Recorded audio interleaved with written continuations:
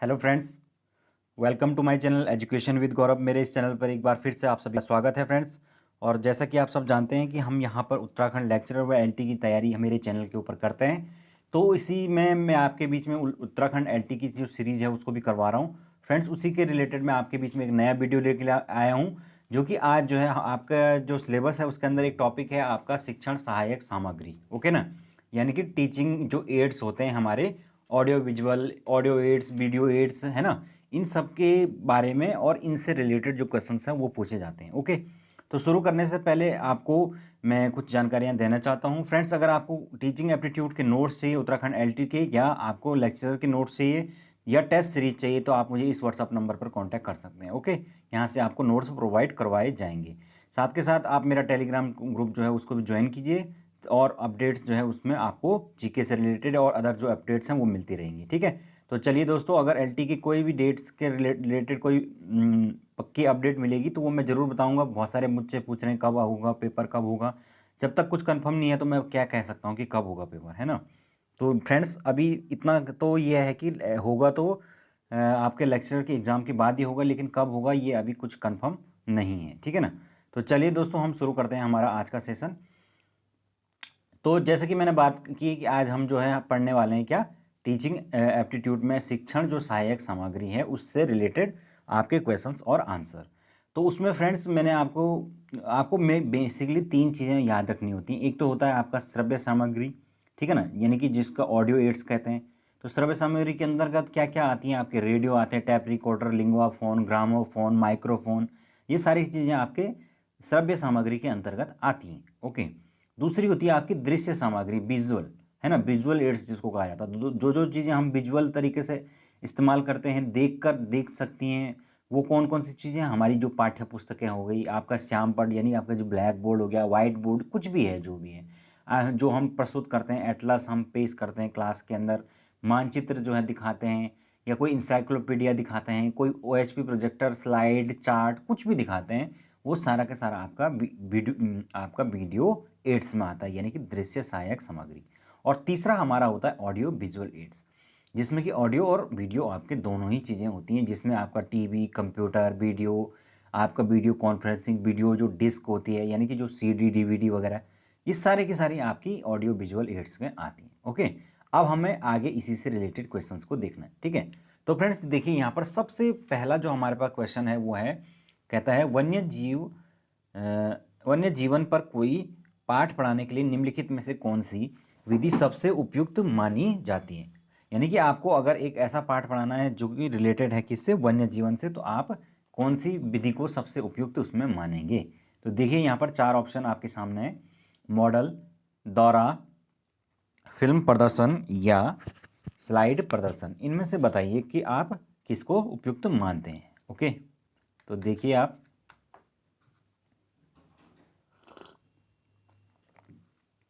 तो फ्रेंड्स यहाँ पर जो राइट आंसर निकल के आएगा वो होगा ऑप्शन बी, दौरा। दौरा का मतलब होता है यहाँ पर दिल का दौरा नहीं, बल्कि कौन, भ्रमण करना। ठीक है, तो सबसे उपयुक्त क्या होगा कि अगर उनको किसी ऐसी क्षेत्र जैसे कोई इको पार्क या कोई नेशनल पार्क या कुछ इस तरीके की जगह का अगर भ्रमण कर दिया जाए, साक्षात उनको चीज़ें जो है दर्शन करवा दी जाए, तो उससे बेटर जो है वो कुछ हो नहीं सकता है। सबसे बेटर एक्सपीरियंस उनके लिए वो होगा। ओके, चलते हैं आगे। अगला देखिए हमारे पास, दृश्य श्रव्य और शारीरिक गतिविधियां एक शिक्षण में मदद करती है, एक शिक्षक को शिक्षण में मदद करती है, क्योंकि वे क्या करती हैं, इनमें से हमें बताना है कि जो ये गतिविधियां होती हैं ये किस प्रकार से शिक्षक को मदद करती हैं। तो बताइए राइट आंसर क्या होगा। यहाँ पर चारों ऑप्शन आपके सामने हैं, आप मुझे राइट आंसर बताइए।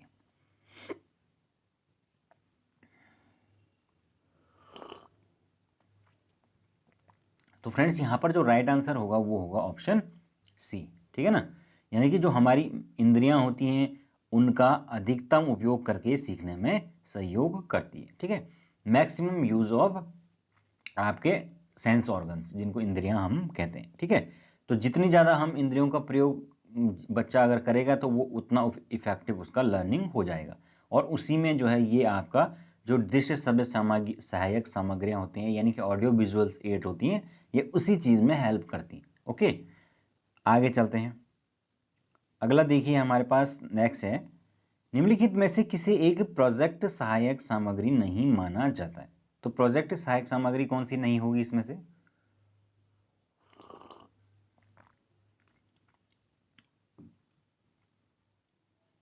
तो देखिए फ्रेंड्स, यहाँ पर जो राइट आंसर होगा वो होगा ऑप्शन बी। ओके, यानी कि जो ब्लैक बोर्ड है वो यहाँ पर प्रोजेक्ट सहायक सामग्री नहीं है, वो तो सीधा सीधा क्या है, आपका दृश्य सहायक सामग्री है। ओके, अब बाकी के जो हैं वो आपके प्रोजेक्ट सहायक सामग्री के अंतर्गत आते हैं। अगला क्वेश्चन चलते हैं, नेक्स्ट है हमारे पास, शैक्षणिक दौरों के यानी कि जो भ्रमण होते हैं उसके दौरान अपने बच्चों से आपकी क्या अपेक्षाएं यानी कि एक्सपेक्टेशंस नहीं होनी चाहिए। Which expectation you should not be with your students during any visit. Okay, भ्रमण यानी कि विजिट। तो बताइए राइट आंसर क्या होगा। ऑप्शन फर्स्ट यहाँ पर आपका है, बच्चों को दौरे का आनंद लेना चाहिए। अगला देखिए, बच्चों का अवलोकन यानी कि ऑब्जर्वेशन करके प्रश्न पूछना चाहिए। सी है आपका, बच्चों से कोई भी प्रश्न नहीं पूछना चाहिए। एंड ऑप्शन डी यहाँ पर बता रहा है कि बच्चों को अवलोकन करके अपनी डायरी में प्रश्न लिख लेने चाहिए। ठीक है, तो देखिए यहाँ पर राइट आंसर क्या होगा। तो फ्रेंड्स यहाँ पर जो राइट आंसर निकल के आएगा वो होगा ऑप्शन सी, बच्चों को कोई भी प्रश्न नहीं पूछना चाहिए। ठीक है ना। तो फ्रेंड्स यहाँ पर वो कह रहा है कि कौन सी एक्सपेक्टेशन नहीं होनी चाहिए, तो आपको ऐसी कोई भी एक्सपेक्टेशन नहीं होनी चाहिए कि भाई बच्चा आपसे कोई भी प्रश्न ना पूछे, ऐसा तो हो ही नहीं सकता, प्रश्न तो वो पूछेगा ही पूछेगा। तो इस प्रकार से यहाँ पर नहीं पूछा गया था, इसलिए ये ऑप्शन हमारा सही हुआ। ओके, आगे देखिए अगला क्वेश्चन हमारे पास क्या है, आपकी राय में छात्रों को प्रेरित करने के लिए सर्वोत्तम साधन क्या हो सकता है।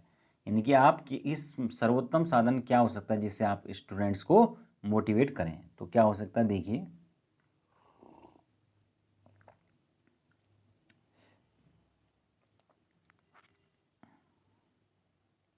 तो यहाँ पर जो सर्वोत्तम साधन जिससे आप स्टूडेंट्स को मोटिवेट कर सकते हैं वो होगा आपका पाठ को रोचक बनाना। सबसे ज़रूरी है पाठ को रोचक बनाना, इंटरेस्टिंग बनाना। ओके, इंटरेस्टिंग वे में आप प्रेजेंट करें, रिप्रेजेंट करें, चाहे आप टीचिंग एड्स का प्रयोग करें या आप किसी डायरेक्ट जो है वो ऑब्जेक्ट का प्रयोग करें, सैम्पलिंग के थ्रू पढ़ाएं, वो आपके ऊपर डिपेंड करता है। ठीक है, अगला देखिए हमारे पास, शिक्षक निम्नलिखित में से निम्नलिखित में के लिए शिक्षण संबंधी सहायता सामग्री का उपयोग करते हैं।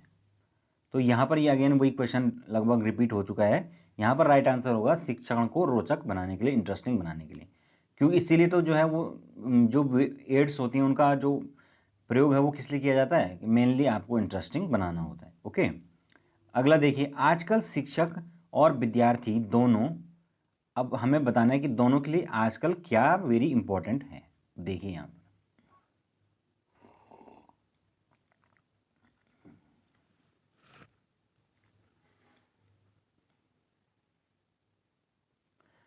तो यहाँ पर जो राइट आंसर निकल के आएगा वो होगा ऑप्शन कौन सा, देखिए यहाँ पर गौर से देखिए। यहाँ पर जो फ्रेंड्स राइट आंसर होगा वो होगा ऑप्शन बी, है ना। दोनों को ही जो है जो उपयुक्त जानकारी है इन सब्जेक्ट की या अदर कंप्यूटर की, वो आपके होनी ही चाहिए। ठीक है ना, आज के ज़माने में। अगला देखिए, किसी पठन सामग्री को एक दौर में पढ़ाई के किस रूप में जाना जाता है। मतलब अगर आप कोई ऐसी स्टडी मटेरियल जिसको एक दौर में एक साथ पढ़ेंगे तो आप किस रूप में उसे जानना चाहेंगे, आपको बताना है। देखिए आप, ऑप्शन आपके सामने है।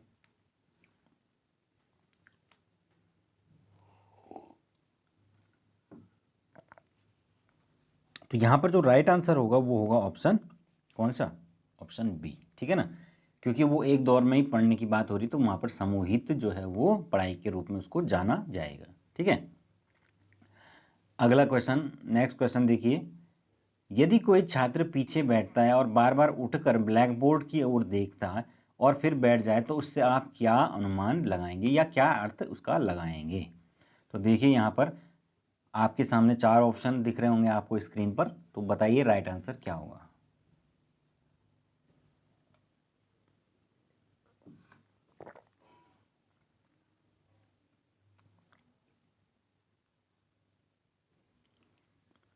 तो यहाँ पर जो राइट आंसर निकल के आता है वो होगा, हम जो है एक टीचर जो है अनुमान लगाएगा कि शायद उसकी क्या है, नज़र कमज़ोर है, यानी तभी उसे देखने में दिक्कत हो रही होगी, तो इसीलिए वो बार बार जो है उठकर देख रहा है कि भाई मुझे दिख नहीं रहा है। तो उसे क्या कर सकते हैं, टीचर उसको बोल सकता है कि भाई तुम आगे बैठ जाओ, तुम्हें दिखने में दिक्कत हो रही है। ओके, चलते हैं आगे।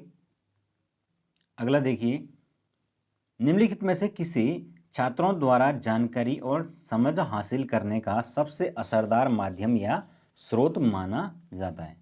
तो सबसे असरदार जो स्रोत है एक स्टूडेंट के लिए, जो कि सबसे असरदार जानकारी को और समझ को हासिल करने का है, वो कौन सा है आपका राइट आंसर, बताइए इसमें से। तो यहाँ पर जो राइट आंसर हो जाएगा वो होगा ऑप्शन ए, ठीक है ना। तो जो बुक्स होती हैं, किताबें होती हैं, वही सबसे असरदार स्रोत जो है, वो स्रोत की बात हो रही है ना, तो स्रोत यहाँ पर समझ हासिल करने के लिए सबसे बेटर क्या है, किताबें हैं, और स्वाध्याय यानी कि सेल्फ स्टडी सबसे बेटर मानी जाती है। अगला देखिए हमारे पास, पढ़ते समय किताब और आँखों के बीच में कितनी दूरी होनी चाहिए, मतलब मिनिमम डिस्टेंस आपके और जो आपकी बुक है रखी हुई उसके बीच में कितनी डिस्टेंस होनी चाहिए, क्योंकि एक मिनिमम डिस्टेंस होना बहुत ज़्यादा ज़रूरी होता है। आपने देखा होगा कि बहुत सारे बच्चे बिल्कुल ऐसे आँखें बिल्कुल नीचे गड़ा के उसमें ऐसे लिखते रहते हैं, ऐसा लगता है जैसे सो गए हैं किताब के ऊपर, है ना। तो इस तरीके की कई बच्चों की आदत होती है, तो इसीलिए एक क्या होना चाहिए, मिनिमम डिस्टेंस होना ज़रूरी है, जिससे कि आँखों के ऊपर इफेक्ट ना पड़े। तो उसको कितनी डिस्टेंस होती है आपको बताना है। तो यहाँ पर जो राइट आंसर होगा वो होगा ऑप्शन ए, यानी कि कम से कम 12 जो इंच है उसकी डिफरेंस होनी ही चाहिए, ठीक है, ताकि जो है वो बच्चे की आंखों पे, आइज पर कोई इफेक्ट ना पड़े। ओके, आगे देखिए हमारे पास नेक्स्ट क्वेश्चन है, छात्रों के लिए गृह कार्य यानी कि होमवर्क का क्या लाभ है, काहे के लिए होमवर्क दिया जाता है, इनमें से देखिए आप राइट आंसर क्या हो सकता है। तो फ्रेंड्स यहाँ पर जो राइट आंसर होगा वो होगा ऑप्शन कौन सा, देखिए यहाँ पर जो सारे आंसर हैं वो बिल्कुल सही हैं। आप उसको क्या करेंगे, और ज़्यादा मेहनत बच्चा करेगा, उससे उसके समय की बर्बादी नहीं होगी, और खुद को उससे पढ़ाई की आदत जो है उससे उसकी डेवलप होगी। इन सभी कामों के लिए हम होमवर्क या असाइनमेंट दिए जाते हैं, ठीक है ना। अगला देखिए, कक्षा में पढ़ाई को और ज़्यादा रोचक बनाने के लिए सबसे महत्वपूर्ण घटक है, सबसे इम्पॉर्टेंट जो फैक्टर है जिससे कि आप क्लास के अंदर और ज़्यादा इंटरेस्टिंग जो है वो बना सकते हैं क्लास को, तो उसके लिए सबसे महत्वपूर्ण जो घटक है वो क्या कौन सा है, इनमें से आपको बताना है राइट आंसर कौन सा होगा। तो बताइए राइट आंसर। तो फ्रेंड्स यहाँ पर जो सबसे सुटेबल और राइट आंसर है वो है ऑप्शन डी, ठीक है। पढ़ाने की जो विधि है वो सबसे ज़्यादा मैटर करती है किसके लिए, पढ़ाई को रोचक बनाने के लिए, क्योंकि उस वही डिपेंड करता है उस पर कि आप की जो विधि है वो किस प्रकार की है, उसी पर डिपेंड करेगा कि आपकी क्लास इंटरेस्टिंग है या नहीं है, ठीक है ना। अगला देखिए, व्यवसायगत क्षेत्र संबंधी भ्रमण करने में, अगर हम कोई व्यवसायगत मतलब कोई इंडस्ट्रियल एरिया है उसका भ्रमण पे बच्चों को ले जाते हैं, तो उसमें हमें क्या ध्यान रखना चाहिए, इनमें से बताइए आप।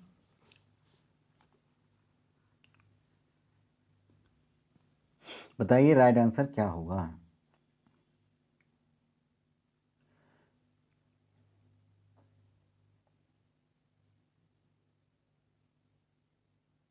तो यहाँ पर जो राइट आंसर होना चाहिए वो होगा ऑप्शन डी, सारे यहाँ पर बिल्कुल सही हैं, ठीक है। तो चलिए आगे चलते हैं। अगला देखिए, यदि आप स्कूल में बच्चों के लिए एक किताब लिखने की योजना बना रहे हैं तो निम्नलिखित में से आपके लिए मुख्य विमर्श होना चाहिए, यानी कि सबसे ज़्यादा आप किस चीज़ पर कंसर्न करेंगे, इन चार ऑप्शंस को देख के बताइए। यहाँ पर आपको चारों ऑप्शन आपके स्क्रीन के ऊपर दिख रहे होंगे। आप बताइए कि अगर आप कोई बुक राइट कर रहे हैं बच्चों के लिए कोई सब्जेक्ट की, तो आप सबसे ज़्यादा जो चीज़ है वो किस पर ध्यान देंगे।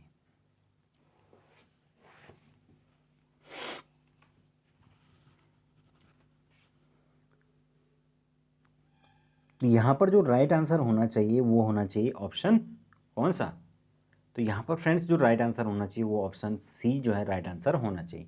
इसमें तर्क संगत रूप से यानी कि लॉजिकली जो है वो विषय का संपूर्ण क्षेत्र आना चाहिए, लगभग सारे टॉपिक्स जो हैं उसमें कवर हो जाएं और एक कॉम्प्रिहेंसिव अप्रोच लेकर चलना पड़ेगा, है ना, तब जाके वो बच्चे के लिए हेल्पफुल होगी। अगला क्वेश्चन देखिए, ब्लैक बोर्ड पर लिखने के उद्देश्य से किसी शिक्षक के लिए कौन सी विधि सही होगी? तो अगर ब्लैक बोर्ड पर लिखने की बात हो तो किसके क्या विधि सही होगी? देखिए पहला ऑप्शन देखिए, पहले विषय लिखना फिर विद्यार्थियों को इसे पढ़ने को कहना, पहला तो ये हो गया।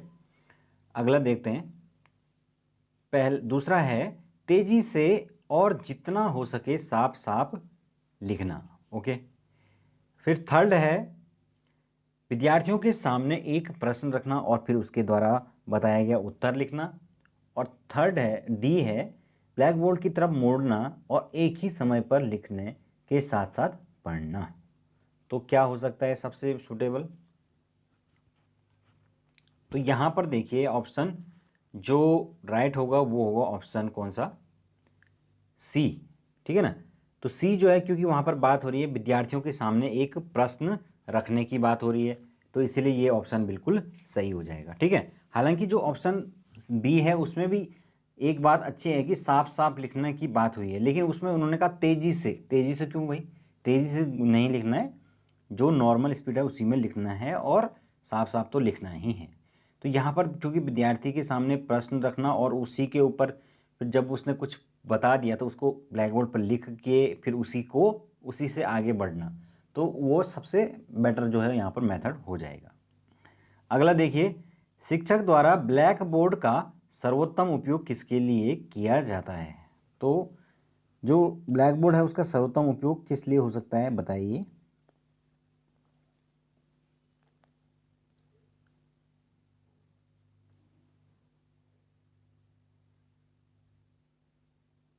तो यहाँ पर जो राइट आंसर होना चाहिए वो होना चाहिए ऑप्शन सी, ठीक है।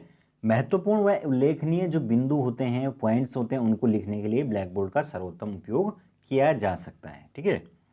अगला देखिए, एक रेखा चित्र में 1000 से अधिक शब्द निहित होते हैं, इसका अभिप्राय है कि शिक्षक को इसमें से क्या करना चाहिए, ठीक है ना। तो कोई डायग्राम है उसमें 1000 से ज़्यादा शब्द अगर निहित होते हैं तो इसका अभिप्राय है बल्कि शिक्षक को क्या करना चाहिए। तो आप इसमें से बताइए राइट आंसर क्या हो सकता है।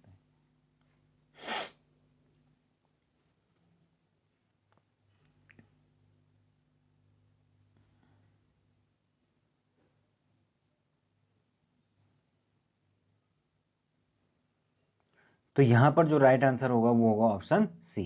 कक्षा में जो शिक्षण उपकरण है यानी कि जो टीचिंग एपरेटस है उनका प्रयोग उसे करना चाहिए, ठीक है। अगला देखिए, निम्नलिखित में से क्या प्रक्षेपित साधन के अंदर नहीं आता है, ठीक है। प्रक्षेपित यानी कि प्रोजेक्शन, जो मेथड्स प्रोजेक्शन जो साधन को क्या कहेंगे आप, मतलब उपकरण कह सकते हैं या टूल कह सकते हैं आप, ठीक है ना। तो प्रोजेक्शन टूल के अंदर कौन सा नहीं आएगा इसमें से? ये सारे ही आपके एड्स हो गए, टीचिंग एड। तो इसमें से देखिए आप सबसे सिंपल कौन सा दिख रहा है आपको? ब्लैक बोर्ड, है ना। तो ब्लैक बोर्ड तो भाई सिंपल है, आपका विजुअल एड है, तो इसमें ये आपका प्रोजेक्शन के अंदर नहीं आएगा, है ना। तो इसलिए यहाँ पर राइट आंसर बी हो जाएगा। चलते हैं आगे। आगे देखिए हमारे पास क्या है, एक अध्यापक के लिए ब्लैक बोर्ड पर लिखने के लिए निम्नलिखित में से कौन सी पद्धति सही है? ओके, यानी कि एक टीचर अगर उसे ब्लैक बोर्ड पर लिखना है तो सबसे सुटेबल उसके लिए क्या पद्धति होगी, बताइए इसमें से क्या हो सकता है।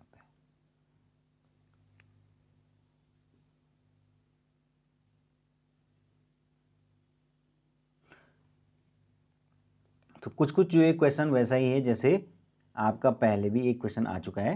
तो यहाँ पर जो है वो सबसे सूटेबल आंसर है वो है मुख्य बातों को जहाँ तक संभव हो स्पष्टता से लिखना, ठीक है ना। तो यहाँ पर सबसे सूटेबल यही आंसर दिखता है, ठीक है।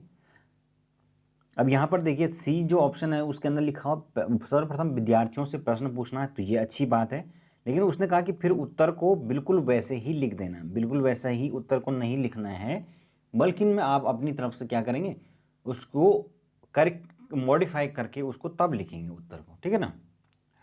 अगला देखिए, अध्यापन के प्रति गत्यात्मक उपागम का तात्पर्य है।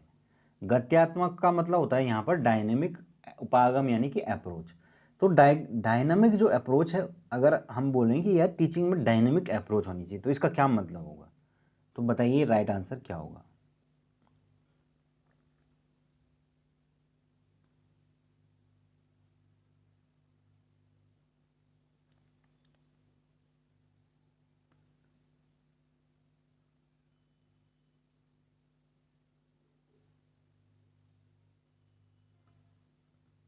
तो यहाँ पर जो है वो आपके जो सही आंसर हो जाएगा वो होगा आपका कौन सा?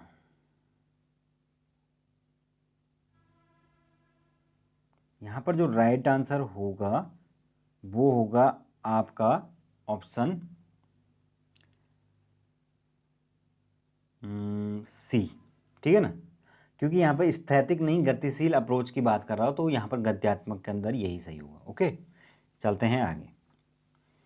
नेक्स्ट है हमारे पास, निम्नलिखित में से कौन सा प्रक्षेपित साधन का स्रोत है? प्रक्षेपित साधन अगेन वही प्रोजेक्शन जो टूल है उसके अंतर्गत क्या हो सकता है?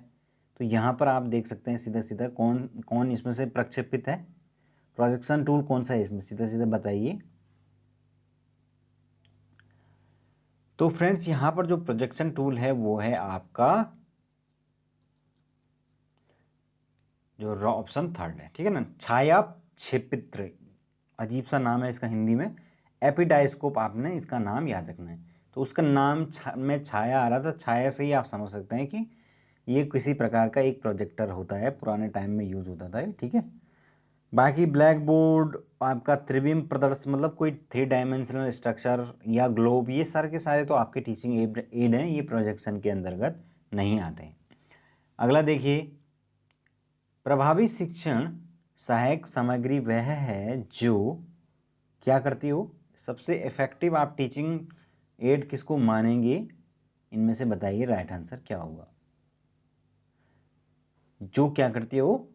सभी ज्ञानेंद्रियों को सक्रिय करती हो। मेन मकसद क्या होना चाहिए कि बच्चे के ज़्यादा से ज़्यादा जो ज्ञानेंद्रियां हैं, ऑर्गन्स हैं, सेंस ऑर्गन जिनको कहते हैं हम, वो एक्टिव हो, और जितने ज़्यादा वो एक्टिव होंगे उतना बच्चा प्रभावी तरीके से सीखेगा। ठीक है, अगला देखिए हमारे पास अगला क्वेश्चन है क्वेश्चन नंबर 24। अध्यापक द्वारा अनुदेशनात्मक सहायक सामग्री का उपयोग निम्नलिखित में से क्या हो सकता है? यानी कि अगर हम बात करें कि टीचर एक इंस्ट्रक्शनल कोई टीचिंग एड्स है उसका प्रयोग करता है अनुदेशनात्मक, तो उसको किस लिए करता है यहाँ पर बताइए। 4 ऑप्शन है, दिख रहा है आपको, थोड़ा सा ब्लर है ये। कक्षा को गरिमा प्रदान करने के लिए, विद्यार्थियों को आकर्षित करने के लिए, संकल्पनाओं की स्पष्टता के लिए, या अनुशासन की सुनिश्चितता के लिए। तो यहाँ पर जो सबसे बेटर है वो कौन सा है?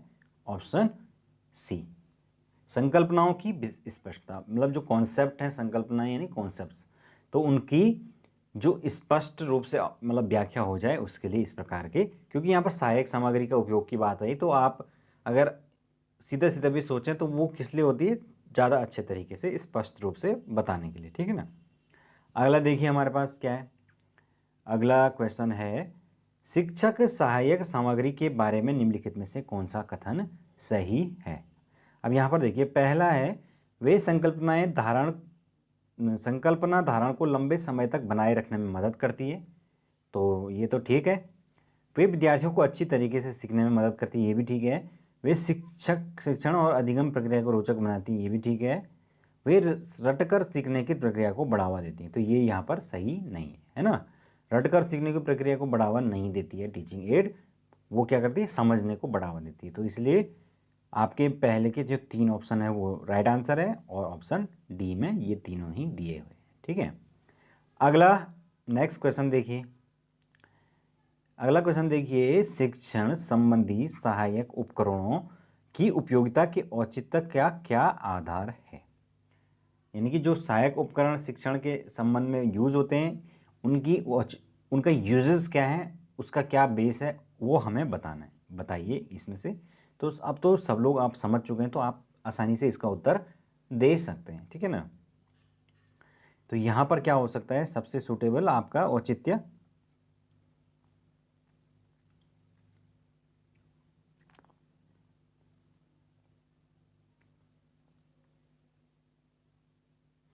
तो यहाँ पर जो है वो आपका सबसे सूटेबल होगा विद्यार्थियों के अधिगम परिणामों को इष्टतम करना, ठीक है ना। अधिगम परिणामों के यानी कि जो लर्निंग आउटकम्स हैं उनको इष्टतम बोले तो मैक्सिमम, ठीक है ना। तो उनके जो लर्निंग आउटकम्स हैं उनको किस प्रकार से मैक्सिमाइज किया जा सकता है, वो कैसे होगा, जब हम उसमें जो सहायक उपकरण हैं उनका प्रयोग करेंगे। ओके, अगला देखिए, नेक्स्ट क्वेश्चन है आपके पास, प्रत्येक विद्यार्थी अपने आप में विशिष्ट होता है, ये तो आप सब जानते हैं, तो क्यों होता है? तो ये बहुत मतलब सरल प्रश्न में इसको कहूँगा, जो इंडिविजुअल डिफरेंसेस हैं उसके बारे में आपने सुना ही होगा, ठीक है। तो इंडिविजुअल डिफरेंसेस के का सिद्धांत जो है वो क्या कहता है कि जो कोई भी दो शिक्षार्थी होते हैं उनके बीच की, उनके इंटरेस्ट में, उनकी जो उनके अंदर जो टैलेंट होता है या उनका जो क्षमता होती है, उनकी आयु के अनुसार उन सब में जो है वो कुछ ना कुछ अंतर होता है, यानी कि समानता उनमें नहीं होती है, ठीक है। और इसी वजह से जो है उनकी जो ग्रैप्स करने की जो पावर होती है या सीखने की क्षमता होती है उसके अंदर भी आपके डिफरेंस पाया जाता है, ठीक है। अगला देखिए, शिक्षार्थियों के शिक्षण अधिगम में जो अंतर रह जाता है, यानी कि आपका जो टीचिंग लर्निंग है उसमें जो टीचिंग गैप रह जाता है, तो उसमें अगर हमें उसको डायग्नोस करना है तो उसका क्या मतलब हो सकता है उपाय, इसमें से बताइए। 4 ऑप्शन देके आपको दिख रहा होगा, चारों ऑप्शन आई थिंक आपको दिख रहे होंगे। पहला है समुचित सुधारात्मक उपाय, दूसरा सघन अभ्यास एवं प्रशिक्षण, सभी पाठों को सुनियोजित रूप से दोहराना, और फिर है शिक्षार्थियों के परिणाम उनके माता पिता के साथ साझा करके। तो किससे हम उस लर्निंग गैप को भर सकते हैं? तो यहाँ पर जो सबसे सूटेबल है वो कौन सा है? Option B. अगर हम ज़्यादा से ज़्यादा बच्चे को ट्रेनिंग करवाएं और आपका प्रैक्टिस करवाएं, भाई उसका तो कोई विकल्प नहीं है, तो उससे ही जो है वो उस गैप को भरा जा सकता है जो रह गया है, ठीक है ना। अगला देखिए, अधिगम के संबंध में निम्नलिखित में से कौन सा कथन सत्य है, यानी कि आप अगर लर्निंग की बात कर रहे हैं तो कौन सा जो स्टेटमेंट है वो इसमें सही हो सकता है? तो बताइए राइट आंसर क्या है। आप चारों ऑप्शन आपकी स्क्रीन पर हैं, आप उनको पढ़िए और फिर आपने दिमाग में सोचिए। तो यहाँ पर जो सही आंसर आपका निकल के आएगा वो होगा ऑप्शन बी, ठीक है ना। अधिगम के एक ऐसे वातावरण में प्रभावी होता है जहाँ शिक्षक सकारात्मक एवं भावनात्मक रूप से संतुष्ट होते हैं, ठीक है ना।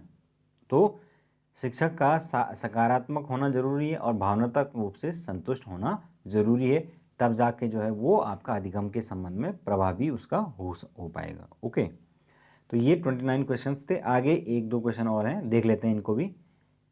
निम्नलिखित में से किसके लिए शिक्षार्थियों को प्रोत्साहित नहीं करना चाहिए? तो बताइए राइट आंसर क्या हो सकता है। पहला देखिए, चारों ऑप्शन काफ़ी बड़े बड़े हैं, ध्यान से देखिए, इनको पढ़िए। क्वेश्चन याद हो गया होगा आपको कि किसके लिए शिक्षार्थियों को प्रोत्साहित नहीं करना चाहिए, मतलब इनमें से किस चीज़ के लिए हमें आपका बच्चे को मोटिवेट नहीं करना चाहिए।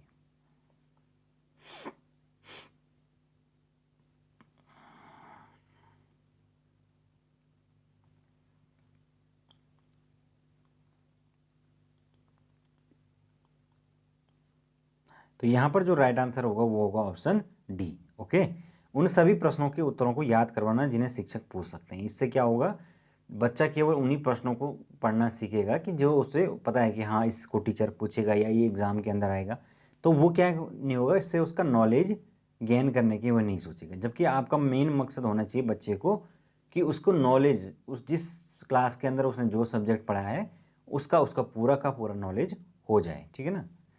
और आज का हमारा अंतिम क्वेश्चन है, देखिए इसको ध्यान से। शिक्षक जो विद्यालय आधारित मूल्यांकन के अंतर्गत कार्य करते हैं, यानी कि जो स्कूल बेस्ड असेसमेंट होता है, उसमें क्या हो सकता है? इन चारों ऑप्शनों को ध्यान से देखिए, पढ़िए।